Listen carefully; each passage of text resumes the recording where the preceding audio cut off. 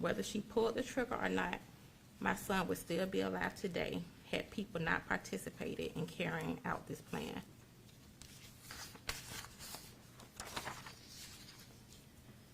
A mother lives with instinct and intuition, and mine tells me that this was not ignorance. This was participation. It was calculated. They planned it. On my way driving here, every second, every minute, every hour, they could have changed their mind. They could have turned around. But yet and still, they carried on the plan to hunt my son down like a deer in the woods, like they were hunting. This was loyalty to violence over humanity. My son was treated like his life did not matter. He was ambushed and robbed of the chance to grow older, become a father one day, continue his career, and simply live. Every birthday, holiday, and family gathering is now filled with grief. I replay the memories of my son constantly. I think about his laugh, his voice, and the moments we will never get back. The trauma from this loss follows me every single day. No sentence will ever bring Charles back to me, but accountability matters. Alicia family can see her. They can talk to her. She can see her child, but I can't see my child. I have to go to visit him in a wall at the cemetery. I ask this court to remember that behind every headline is a real family suffering permanent damage. My son's life mattered. He was not disposable. The emotional devastation caused by this murder reaches far beyond the courtroom and will affect my life forever. I respectfully ask the court to impose a sentence that reflects the seriousness of the role Alicia Andrews played in the events that led to my son's death, because she knowingly knew what was going on. Choices were made, and those choices had deadly consequences. Thank you for allowing me to speak on behalf of my son, Charles Jones. Do you have any questions of the witness? No, Your Honor. Does the defense have any questions? No, Judge. All right, thank you. You can step down. Judge, that's the only witness that Okay. we're going to call. All right, and the defense not intending to call any witnesses, is that correct? That's correct. All right, so I'll let the state present argument with respect to the recommendation for sentencing. Yes, Your Honor. We did also receive the defense motion to take judicial notice where they listed, I think, 8 different cases.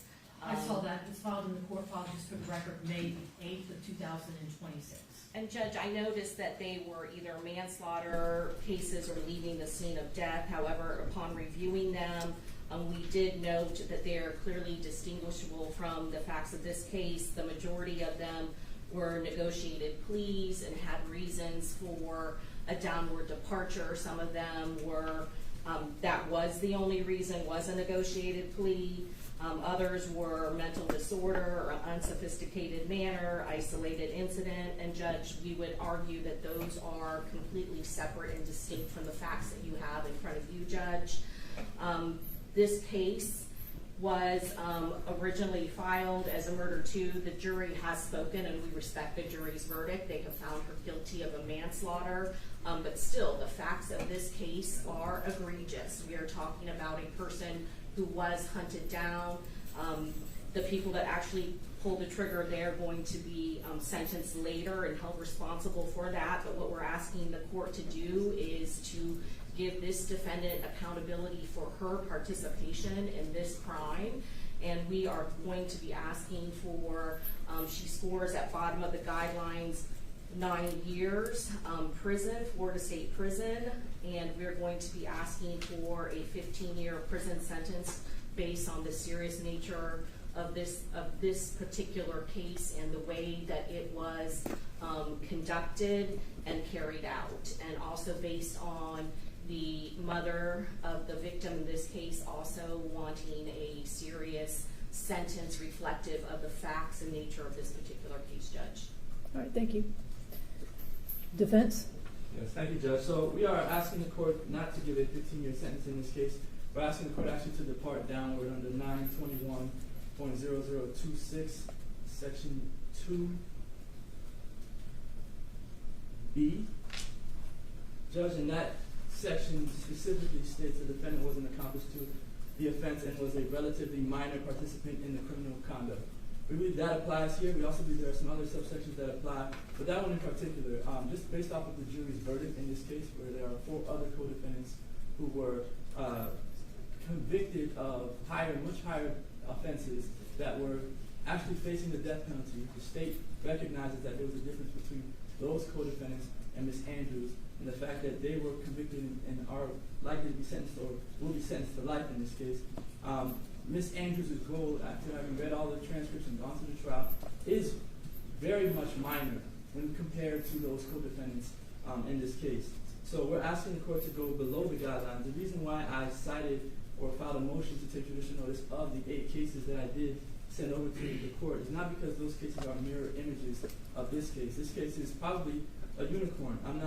Based off of the motions that we filed, right, the motions for retrial and the motions for reconsideration, Judge, we obviously believe that the facts of this case don't amount to a manslaughter charge. There was no manslaughter here at all in this case. And that was argued out in the motions, and so I won't go over that. But this case, to find another case that's exactly like it, was not really our intent, but we don't know that would actually ferret out. But that's not really our intent. The intent of filing a motion to take judicial notice of these 8 cases is to see a range of different sentences for people who've been convicted of either manslaughter or some sort of act that resulted in a death that wasn't an intentional act. And so all of those cases, if we go down the list, right, state of Florida versus Vandal Stedman, that individual received 7 years in the Department of Corrections, followed by 8 years of probation. He scored exactly the same amount of total sentencing points as Ms. Andrews, and in that instance, he made a spontaneous statement at the scene to officers that he shot him. I shot him, were his words, right? In a situation like that, that's obviously more egregious than any acts that Ms. Andrews is accused of doing or committing. Going down the line, Francisco Vallejo, state of Florida, that was a 2000 case. In that situation, the victim was shot numerous times outside of a trailer park, and the defendant was initially charged with second-degree murder. He pled down to manslaughter. He received a 5-year sentence in the Department of Corrections. He had the same amount of total sentencing points as Alicia Andrews at 176. There are people who had even more total sentencing points. Michelle Diane Young, that's the 3rd case cited there. That individual had 180.2 total sentencing points, received a 5-year sentence in the Department of Corrections, followed by 10 years of probation. And all of these individuals that I list, and I won't go through each one, but it's all attached to the motion to take judicial notice. All of their score sheets, all of their arrest affidavits, the judgment and sentences. All of these individuals, none of them got 15-year sentences.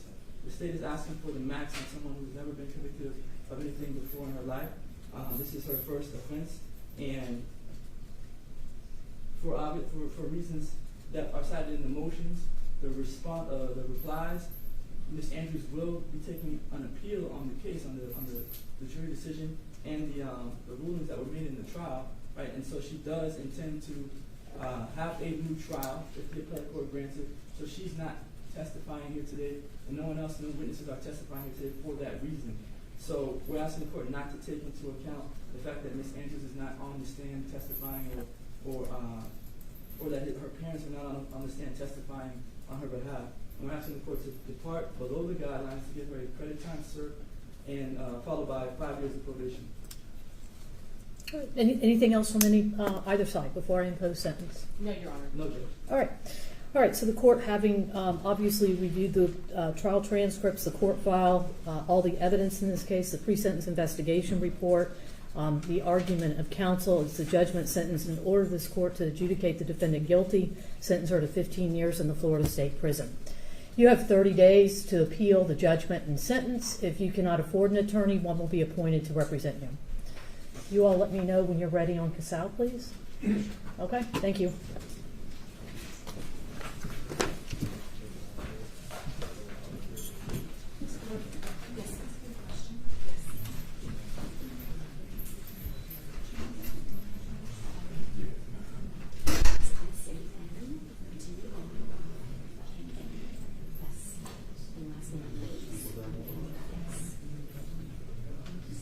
Your